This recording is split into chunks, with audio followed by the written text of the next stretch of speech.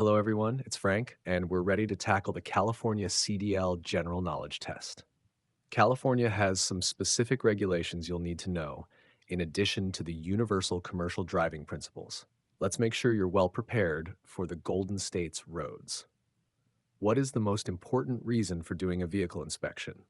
To ensure the vehicle is safe to operate. Safety is always paramount when operating a commercial vehicle. On to the next one. In California, what is the minimum age to obtain a CDL for interstate commerce? 21 years old. While you can get a CDL for intrastate within California, driving at 18, federal regulations require you to be 21 for interstate across state lines, commerce. What's after this? What is the minimum tread depth for steering axle tires on a commercial vehicle? 4/32". Steering tires are critical for control, hence the stricter requirement. Moving on, how many reflective triangles must you carry in your commercial vehicle? 3. These are essential emergency warning devices. So what's next? What is the primary purpose of an anti-lock braking system, ABS? To help you maintain steering control during hard braking. ABS prevents wheel lockup, allowing you to steer around obstacles. Next on our list, what is hydroplaning?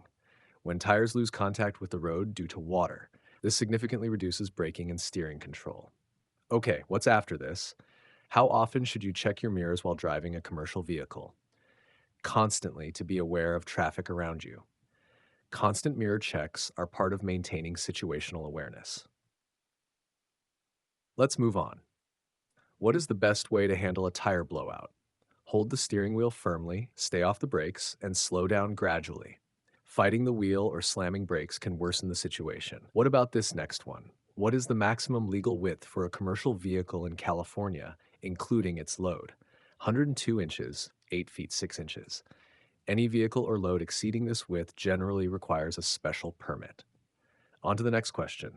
What is the primary reason for proper cargo securement?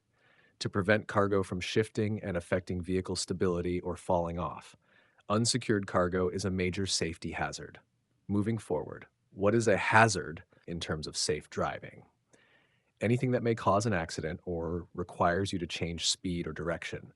Anticipating hazards is a key defensive driving skill. Let's consider the next one.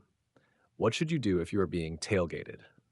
Increase your following distance and allow the tailgater to pass.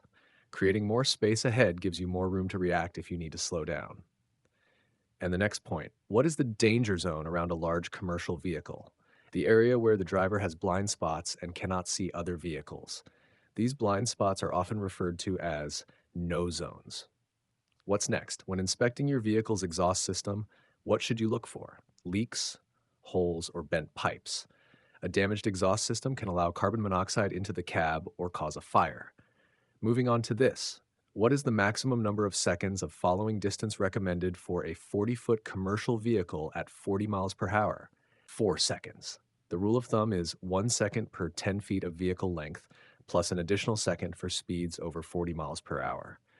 For a 40-foot vehicle at 40 miles per hour, that's 4 seconds. 40 tenths equals 4, or 5 seconds if you include the extra second for over 40 miles per hour, depending on the interpretation of the rule. Given the provided answer, 4 seconds aligns with the base calculation at 40 miles per hour. All right, let's see. What is the purpose of engine retarders, Jake brakes? To help slow the vehicle and reduce the need for using service brakes.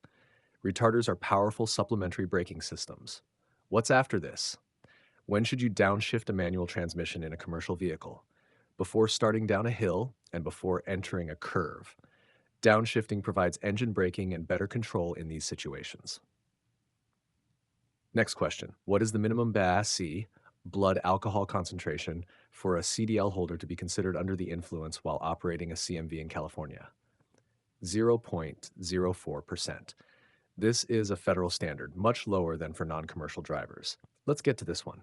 What does a low air pressure warning light buzzer indicate in an air brake system? That the air pressure in the tanks has dropped below a safe level, usually 60 psi. This is a critical warning that your brakes may not function properly. Okay, what's next? What is the purpose of blocking and bracing cargo? To prevent cargo from moving sideways, forward, or backward. This method uses materials to fill spaces and secure the load. Moving on. What is the primary cause of commercial vehicle rollovers? Driving too fast on curves or ramps. High centers of gravity make commercial vehicles susceptible to rollovers. So, what's next? When are you required to stop before a railroad crossing in California? When a train is approaching, when directed by a signal, or when transporting certain hazardous materials. Always approach railroad crossings with extreme caution and be prepared to stop. Next on our list. What is the safest way to back a large commercial vehicle? Use a spotter and back slowly. A spotter provides crucial visibility in blind areas. Okay, what's after this? What is the escape ramp or runaway ramp for? To provide a safe place for vehicles to stop when their brakes fail on a downgrade. These are critical safety features on steep grades. Let's move on. What should you do if you become drowsy while driving? Pull over and take a short nap or get some sleep. Driving while drowsy is as dangerous as driving under the influence. What about this next one? How often must you inspect your vehicle's cargo after starting a trip? Within the first 50 miles and every 150 miles or 3 hours thereafter. Regular checks ensure cargo remains secure throughout the trip. On to the next question. What is a coupling device? And why is it important to inspect? The mechanism that connects a trailer to the tractor, vital for safe towing. A proper coupling ensures the trailer stays connected to the tractor. Moving forward, what is the effect of doubling your speed on braking distance? It increases your stopping distance by 4 times. This is a fundamental principle of vehicle dynamics. Let's consider the next one. When driving in heavy rain or snow, what should you do to improve safety? Reduce your speed significantly and increase your following distance. Adverse weather conditions severely reduce traction and visibility. And the next point, what is the purpose of a driver's inspection report? To document any defects or problems found during the pre-trip or en route inspections. This report is a record of your vehicle's condition. What's next? What is the critical step when approaching a bridge or overpass in freezing weather? Assume the bridge surface is slippery, even if the road leading to it isn't. Bridges freeze before roads because air circulates above and below them. Moving on to this. What is communicating in safe driving? Using signals, lights, and horn to alert other drivers of your intentions. Effective communication prevents misunderstandings on the road. All right, let's see. What is the main reason for checking tire inflation pressure regularly? To ensure safe handling, prevent blowouts, and improve fuel efficiency. Proper tire pressure is vital for vehicle performance and safety. What's after this? What should you do if your steering feels heavy or unresponsive? It could indicate a problem with the power steering system or low tire pressure. Stop and inspect. Any change in steering feel warrants immediate investigation. Next question. What is the space management principle in driving a large vehicle? Managing the space ahead, behind, and to the sides of your vehicle. Large vehicles require more space for maneuvering and stopping. Let's get to this one. When driving at night, what is a good rule for headlight usage? Use low beams when within 500 feet of an oncoming vehicle or 200 feet of a vehicle you are following. This prevents blinding other drivers and ensures safety. Okay, what's next? What is the off-tracking phenomenon with large vehicles? The rear wheels follow a different path than the front wheels, especially in turns. This is why large vehicles need to swing wide on turns. Moving on. What should you do if your brakes fail while driving? Downshift to a lower gear, pump the brake pedal rapidly, and if needed, use the parking brake slowly. These steps help you regain some braking ability in an emergency. So, what's next? What is the proper way to use your turn signals? Signal early and continuously, allowing other drivers time to react.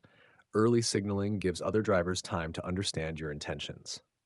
Next on our list, what is the most common type of commercial vehicle crash? Rear-end collisions, often caused by following too closely or driving too fast for conditions. Okay, what's after this? What is the maximum height allowed for a commercial vehicle in California unless otherwise specified? 14 feet. Always be aware of overhead clearances, especially on local roads and underpasses. Let's move on. How do you check for cracked or broken spring hangers, spring leaves, or missing bolts during a pre-trip inspection? Visually inspect them from underneath the vehicle. These are critical components of your suspension system. What about this next one? What is the primary danger of driving with loose or unsecured cargo? It can shift, causing loss of control or fall off, creating a road hazard. Secure cargo protects both your vehicle and other road users. On to the next question. What does a low bridge or overhead clearance warning sign indicate? That your vehicle's height may exceed the available clearance. Always know your vehicle's height and pay attention to these signs.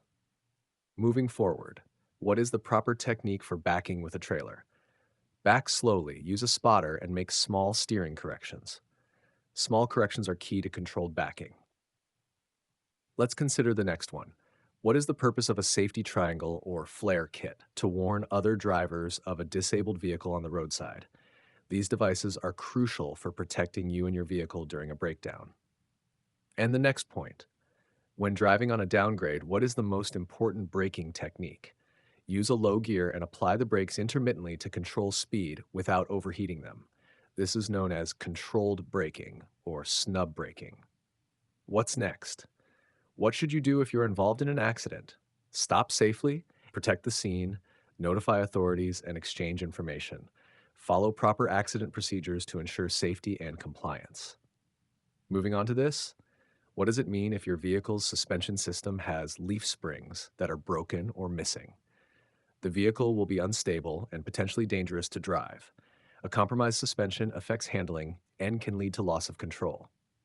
All right, let's see. What is the recommended following distance for a commercial vehicle when the road is wet? Increase your following distance to at least 6 seconds. Wet roads require significantly more stopping distance.